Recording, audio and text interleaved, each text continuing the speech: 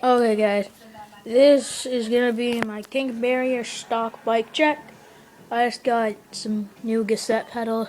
I stick in my bike a little, so don't think that my frame or bars or anything are a cassette.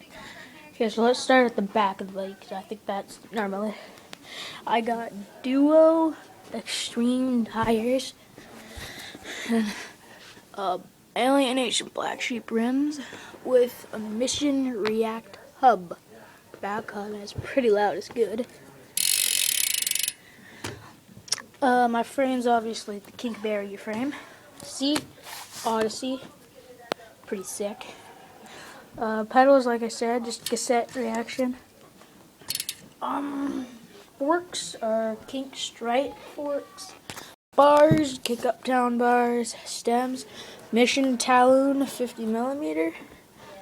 Sick, as you can see on the side. Grips, kink. Bar end, kink. But my other side is Shadow Conspiracy.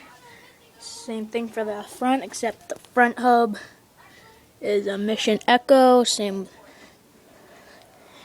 and yeah, I think that's about it. Oh no, my sprocket.